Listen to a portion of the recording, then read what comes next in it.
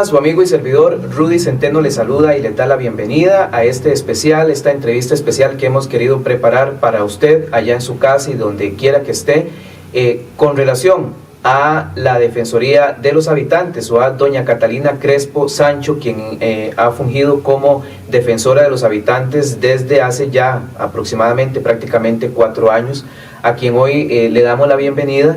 Y queremos hacer un recuento especial sobre el trabajo que se ha realizado y sobre todo lo que se ha desarrollado a lo interno y a lo externo y lo que tal vez algunos de ustedes han conocido a nivel público sobre el tema de la Defensoría de los Habitantes. Doña Catalina, darle las gracias por estar con nosotros, por tomarse el tiempo de acompañarnos y pues bienvenida. Gracias Rudy, gracias a todos los que nos están viendo o escuchando. Y bueno, es un gusto estar aquí hablando un poquito de estos últimos 4 años que he estado al frente de la Defensoría, que es uno de los órganos, de los 2 órganos de control que existen en el país. Está la Contraloría General de la República y está la Defensoría de los Habitantes.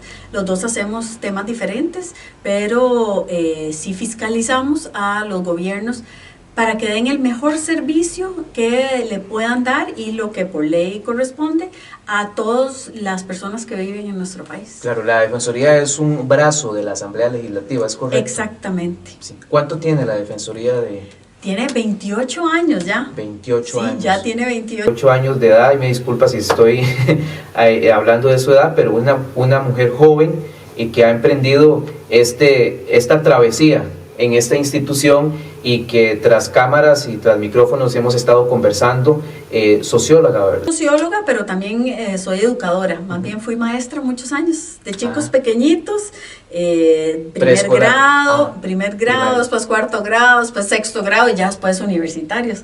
Claro. Entonces sí, hay una parte de educadora que siempre lo llevo en mi corazón. ¿Nunca involucrada en el tema de la política?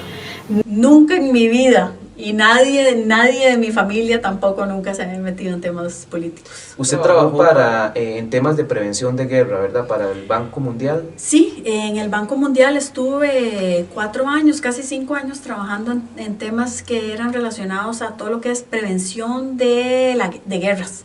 Entonces, primero, ¿cómo es prevenir guerras en lugares donde no las hay? O prevenir guerras en lugares donde han salido de la guerra y para que no vuelvan a caer en guerra. Entonces, por ejemplo, uno de esos temas es, ahora estoy trabajando, pero ya desde la Defensoría de Costa Rica, colaborando con el defensor de Ucrania, para ver inclusive qué está sucediendo en Ucrania, cuáles son los abusos de derechos humanos que se están dando. Entonces, eso es uno de donde he traído toda la experiencia que acumulé en el Banco Mundial con las Naciones Unidas también, para traerla a Costa Rica y dejar a Costa Rica muy en alto, porque somos uno de los pocos países en el mundo, primero, que no tenemos ejército. Después, que somos reconocidos mundialmente por la protección del medio ambiente y por la protección de los derechos humanos. Así que es también llevar a nuestro país a un reconocimiento mundial por todo lo que hemos hecho internamente. Parte usted conmigo ahora que estamos hablando de esas cualidades que tiene nuestro país. Comparte también usted el tema, digamos, de que tenemos un sistema democrático robusto, bueno. ¿O tiene usted ciertas opiniones? Vieras que una de las cosas que la gente me ha preguntado es ¿por qué usted se vino a Costa Rica, verdad? Si estaba en el Banco Mundial y estaba a nivel internacional. Y como yo estaba trabajando en prevención de guerras, uno, digamos, sabe, tiene ideas de que, vea, esto puede pasar. Si las instituciones se empiezan a debilitar, hay que tener cuidado porque eso es un punto rojo de ponga atención de que el país puede ir mal. Entonces yo vengo viendo cositas en Costa Rica que pueden ser peligrosas para perder la democracia. Por ejemplo, si ustedes ven, en los últimos 15 años, las instituciones, pongamos un ejemplo, el Poder Judicial, ha perdido una gran credibilidad. Claro. Pero no solo el Poder Judicial, han habido otras instituciones u otras áreas que también han perdido esa credibilidad ante los habitantes del país, incluyendo la Defensoría de los Habitantes. Entonces, eso ya es un punto de alerta que tenemos que tener cuidado. También estamos viendo los niveles de violencia creciendo como nunca, inclusive hemos roto, creo que el año pasado y el antepasado rompimos récords de homicidios en nuestro país. Entonces esas son cosas que tal vez uno no se da cuenta en el día a día, pero si uno lo compara, uno dice, ok, hay que ver cómo fortalecemos una democracia. ¿Para qué? Porque un país como Costa Rica, con nuestra historia, tiene que siempre fortalecer la democracia. Doña Catalina, usted trabajó como asesora para algunos gobiernos, por ejemplo, gobiernos de Madagascar, tengo por ahí también que Nepal. En realidad en el Banco Mundial también trabajaba en diferentes áreas. Entonces, desde el Banco Mundial trabajé en el área de Asia, entonces Nepal, India, Sri Lanka, otras áreas, pero ya como consultora independiente, el gobierno de Madagascar sí me contrató para hacer un tema de estrategia con temas de medio ambiente y mujeres. Entonces, ¿cómo meter más a las mujeres al tema de medio ambiente? Después de eso, entonces, ¿qué le inspira a usted a trabajar 4 años al frente de una institución como la Defensoría de los Habitantes, que si bien usted lo acaba de decir, ha perdido, igual como otros, cierta credibilidad de parte de los costarricenses y que hay que recuperarla y que hay que trabajar en eso? Pero sí le ha dado frente a una institución, pues como hemos visto, y no se tapa el sol con un dedo, ¿verdad?, que han surgido ciertas controversias y ciertas situaciones a las cuales usted ha tenido que darle frente, ¿verdad? Sí. ¿Qué le inspiró a usted? ¿Sabía usted a lo que venía? Y hasta la fecha, ¿qué se encontró usted en el 13 de diciembre del 2018 en la Defensoría de los Habitantes y qué nos deja este 12 de diciembre del 2022?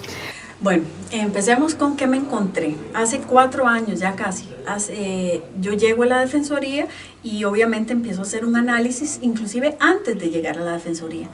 Cuando yo decidí lanzarme para candidata, yo tenía que ver cuál es la realidad de la institución, a quiénes estaba sirviendo, qué era lo que se hacía, cuáles eran sus fortalezas, cuáles eran sus debilidades. Entonces hablemos de las fortalezas. Es una institución en la cual, bueno, ya es la Institución Nacional de Derechos Humanos, que tiene un personal, la gran mayoría del personal que trabaja ahí es un personal comprometido y muy bien preparado. Entonces eso es importante. Ha tenido logros a través de sus 28 años, de grandísimos logros para beneficiar a los habitantes. Y digamos del área un poco más debilitada, sí, por ejemplo, había perdido esa presencia en las comunidades. Ya no se veía la Defensoría en todo el país, que ese es el trabajo de la Defensoría. No es un trabajo de oficina, es un trabajo de estar, exactamente, de estar. Trabajos de otras instituciones públicas, por ejemplo, la misma Contraloría hace más análisis de datos, dígame qué está sucediendo, pero la Defensoría, su trabajo es ir a ver a las comunidades, cómo está la comunidad y qué se puede ayudar y en qué tenemos que fiscalizar el Estado, porque eso es lo que se hace al gobierno. Entonces sí, por otro lado, unas grandes fortalezas, pero también una defensoría debilitada, con un personal un poco tal vez desorganizado, no el personal en sí, sino como estaba la organización, la estructura. Entonces habían casi que el 25%, más del 20% son estructuras jerárquicas. Entonces, de ahí hay ¿cómo puedo decir? Hay muchos jerarcas en una institución donde debería de haber mucha gente que esté saliendo de muchos caciques. Muchos caciques, tal vez esa es la palabra perfecta para usar. Y eso no siempre es bueno para una institución. Entonces, parte de mi trabajo es, busquemos qué es lo que está pasando en el país, cuáles son las áreas que más, más denuncias recibimos, Y después, ¿cómo podemos hacer para que no se reciban tantas denuncias de, digamos, por ejemplo, de la caja, de listas de espera o de limas? En algún momento recibimos muchísimas de lo que era el bono proteger, no sé si se acuerdan, hace 2 años que fue el famoso bono proteger. Y después también ver cómo se fortalece la estructura, la parte organizacional de la Defensoría para dar un mejor servicio. Para que sea funcional a las necesidades y a los requerimientos del costarricense. Claro. O sea, el costarricense ve en la Defensoría una institución a la cual le puede depositar cierta esperanza para poder salir adelante con ciertos temas, ¿verdad? Y pues acuden a la Defensoría por diferentes temas. Se está hablando ahorita de las filas de la caja. Se me viene ahorita a la mente muchas personas a nivel nacional que estuvieron lidiando con el tema del agua. Claro. Que no podían, tenían sus bonos de vivienda y tenían años, y lo digo casi por experiencia propia porque casi que dentro de mi familia se vio la situación. Un familiar cercano tenía su bono de vivienda desde hace aprobado, ya listo para desembolsar, pero duró 3 años esperando el agua. 3 años. O sea, vea qué peligroso, porque ¿qué? Ahí estamos, el derecho humano a tener una vivienda digna, que tiene cualquier ser humano aquí, pero además el derecho al agua potable ya está, es parte de la Constitución política. Entonces, ¿cómo es que el país, el Estado, no está dando esos servicios que por ley le toca? Entonces, esa es parte del trabajo que hace la Defensoría. Y como está actualmente estructurada la Defensoría, ya se puede percibir que hay cambios. ¿Usted cree que los 4 años le alcanzaron o cree que todavía se requiere de más reformas a nivel institucional para poder generarle esos beneficios y esa ayuda al costarricense? Bueno, le voy a decir qué son las cosas que ya se han hecho, que son muy valiosas, y después las cosas que todavía van a quedar, que claro, yo creo que todavía van a quedar, y ya eso sí le toca a otro jerarca con ese. Entonces, por ejemplo, no teníamos datos. Hoy en día yo le puedo decir que la gente que llega a la Defensoría son, la mayoría, casi el 60%, el 58% son mujeres. A nivel de educación de 3er año de colegio o menos, y en pobreza, pero en especial en pobreza extrema, y ya sea de zona urbano marginal o zona rural. Ya con eso, que antes no se tenía, yo ya puedo decir quiénes son las personas que de verdad necesitan los servicios de la Defensoría, digamos, en los datos ya me pueden decir eso. Pero también, entonces, puedo decir que las instituciones más denunciadas son la Caja, el IMAS, el PANI y el MEP, y también las municipalidades en general. Entonces, esas son las problemáticas más grandes. Ve que la IA a veces no está ahí. Entonces, pero es parte de, pero ahí tenemos que concentrarnos en ver cómo hacemos para dar un mejor servicio y que la Caja, Limas, todas estas instituciones denunciadas den un mejor, digamos, trabajo. También empezamos, cuando yo empecé en el 2018, recibíamos 24,000 denuncias al año. Hoy en día, cerramos casi en 35,000 denuncias. Eso lo que significa es que también hay una mayor credibilidad, y cuando la gente no sabe a dónde ir, ya sabe que la Defensoría le va a resolver. ¿Pero por qué? Porque antes, cuando yo entré, habían 2 líneas telefónicas. 2 líneas telefónicas. ¿Para cuánta gente que llamaba? Pero hoy en día tenemos 16 líneas telefónicas, además por una licencia que tenemos digital, que no cuesta más. Porque decir, y además hay un montón de plata más. No se invirtió nada de plata. 16 líneas telefónicas, además tenemos 2 líneas de WhatsApp, porque no todo el mundo puede ir a mandar documentos o a sacarle fotocopia a los documentos. La gente no tiene plata para coger un bus e irse a donde está una oficina, o no tiene plata para ir a sacar un expediente de 15, 30, 50 páginas y pagar copias para eso, para mandarles a la Defensoría. Eso es mucha plata. Y hoy en día tenemos un nivel de desempleo bastante alto, entonces hay que tener cuidado con eso. Y la Defensoría empezamos a trabajar en esas cosas, que hicimos varios cambios. Todavía nos quedan varios. Por ejemplo, cuando yo entré teníamos 16 directores, hoy tenemos 14. ¿Por qué? Porque, por ejemplo, uno de esos era una dirección que la persona se pensionó, porque uno no puede respetar derechos laborales, claro. Eso es importantísimo. Y no tenía nadie abajo, una dirección sin absolutamente nadie abajo, ganando 4 millones de colones.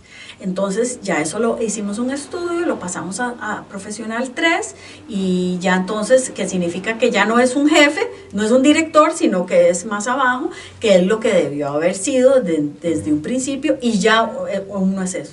Ya hay otra dirección que también hicimos esa reclasificación. ¿Qué se necesita? Internamente reclasificar más, externamente enseñar o capacitar a la gente a través de los funcionarios de la Defensoría, al pueblo, a todas las personas del país. ¿Para qué le sirve la Defensoría? Así es. ¿Qué es la Defensoría? Yo todavía voy a lugares donde digo, ¿usted conoce la Defensoría? No, no sabe. O peor, usted, sí, yo conozco la Defensoría y no sirve para nada. Doña Catalina, si ya durante estos 4 años se avanzó a lo interno de la Defensoría de los Habitantes, y todavía sobre los resultados que hay queda mucho trabajo que hacer, ¿por qué doña Catalina Crespo no se relanzó nuevamente para el puesto de defensora de los habitantes?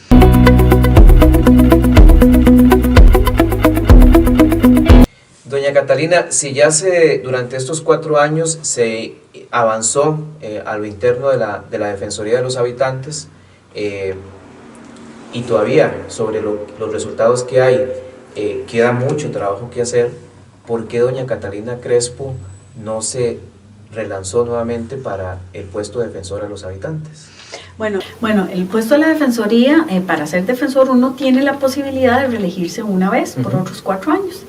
El tema es que yo no creo que, primero es un tema personal, pero también es un tema de todas las oficinas o todas las instituciones nacionales de derechos humanos, como es la Defensoría, se rigen por unos principios, se llama principios de París y principios de Venecia, que son, digamos, principios que hacen las Naciones Unidas.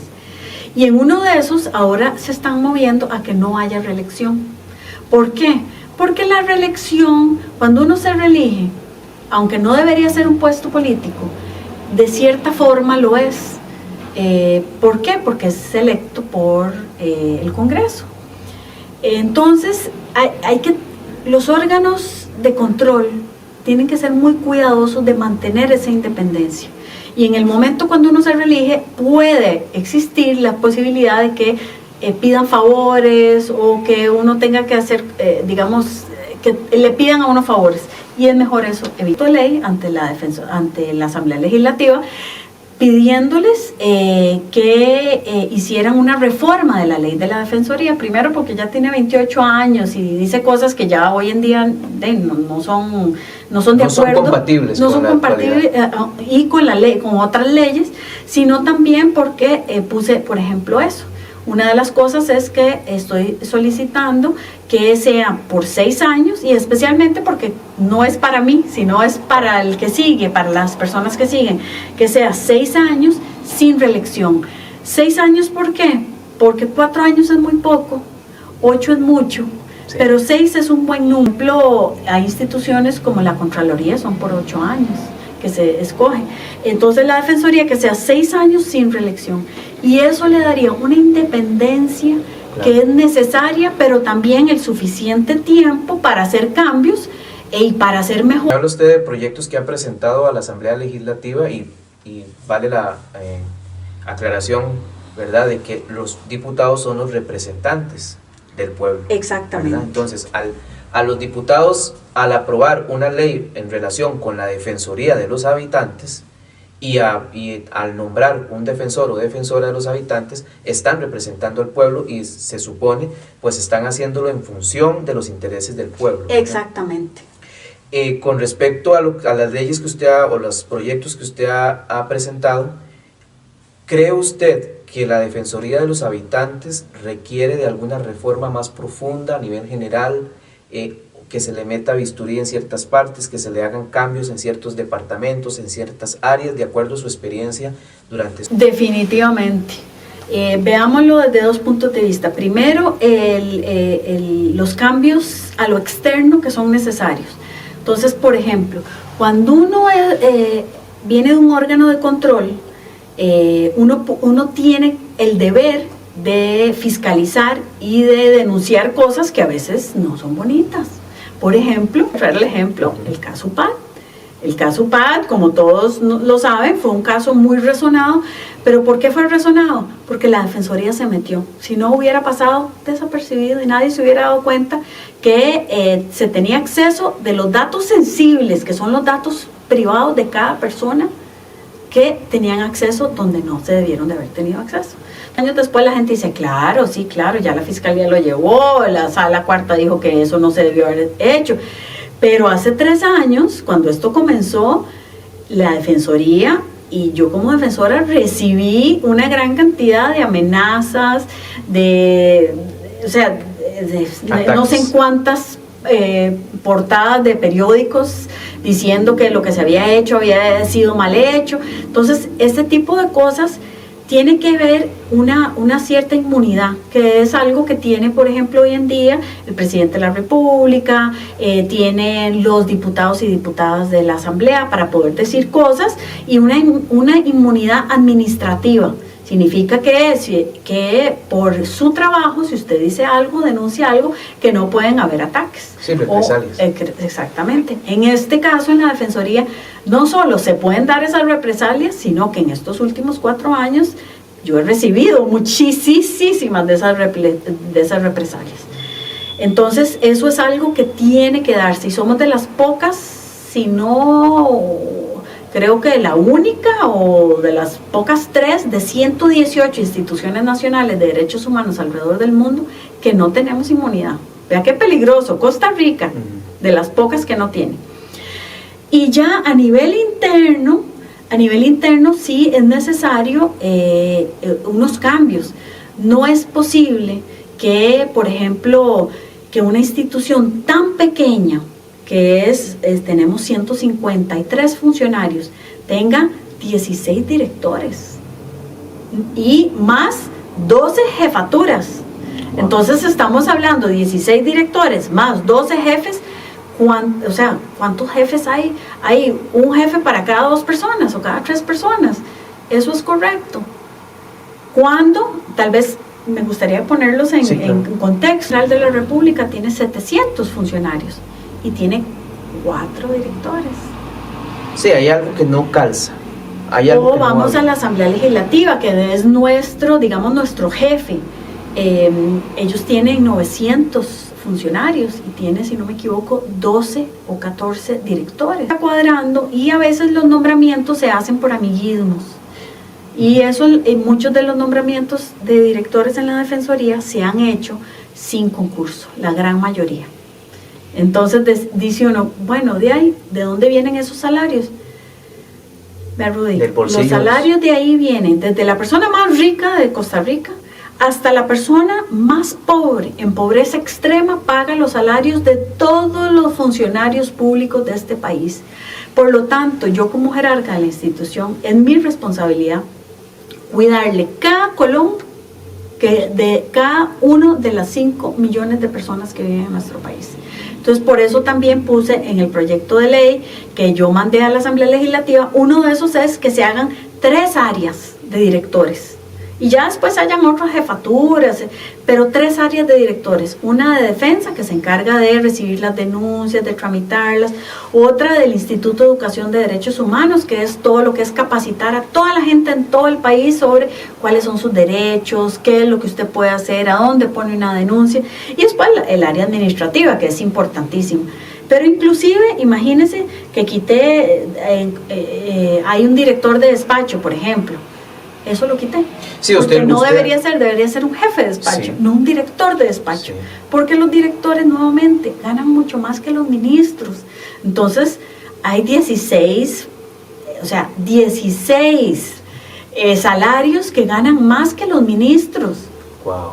Y a veces uno no tenía nadie a cargo, a veces tienen a 2 personas a cargo, a veces hasta 3 personas a cargo. Fueron cambios que se fueron haciendo desde que existe la Defensoría, poco tiempo después, durante todos estos años para atrás, y se han ido creando ciertos trajes a la medida, podríamos... Exacto. Entonces, por ejemplo, cuando apenas se abrió la Defensoría, el primer defensor, hay un reglamento donde se dice que hay ciertos puestos de confianza, y que eran, creo que 6 u 8.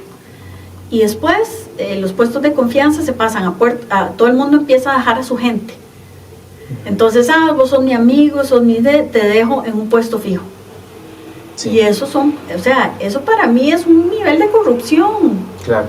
¿Por qué? Porque con la plata de la gente no se juega. Con este cambio que viene ahora que usted deja la Defensoría, ¿hay algo que usted pueda hacer de forma legal o desde su posición como jerarca de la institución para evitar que los próximos 4 años quedemos heredados con más plazas, con más puestos, con más salarios millonarios, que lo que hacen es pesar en los bolsillos de los costarricenses? ¿Hay algo que usted pueda hacer desde su posición ahorita antes de irse? Sí, claro, y lo he hecho. Lo número 1 es ese proyecto de ley. Lo que pasa es que ahora sí le toca a la gente decirle a sus diputados y a sus diputadas, bueno, ¿qué va a pasar con ese proyecto de ley? Porque son las señores y señoras diputados los que pueden aprobar ese proyecto de ley. Ese se presentó a finales de junio de este año. Ya está ahí, está en una comisión.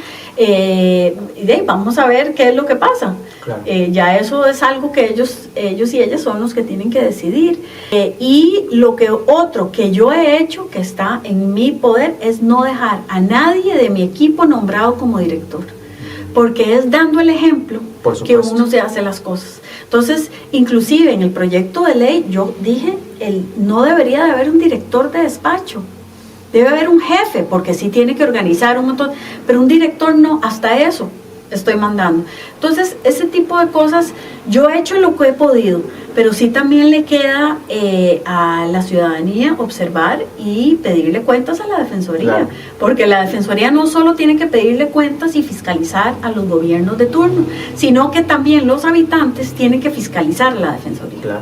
Y en esa es una de esas formas, donde no se vuelva un lugar donde se dan los puestos de forma antojadiza. Una fábrica más de puestos. Exactamente. Digamos, no solamente estamos hablando de la Defensoría de los Habitantes. O sea, esto pasa en muchas otras Esto pasa en muchas otras instituciones, y todavía hay otras instituciones que, es más, ¿verdad? O sea, es increíble el grado de corrupción que se hace maquillada de forma legal, digamos, con respecto a temas de plazas, amiguismos, nombramientos a dedo, y que los que estamos pagando eso somos los costarricenses, y son los mismos costarricenses que llegan a tocar la puerta de la Defensoría para que les ayuden con el tema del agua, que les ayuden con el tema de las filas, que les ayuden con esto.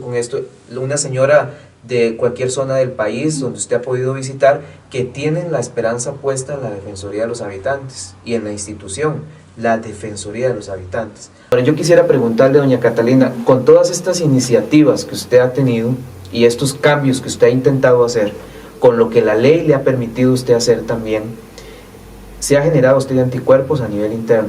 Sí, claro, pero ese es otro tema interesante.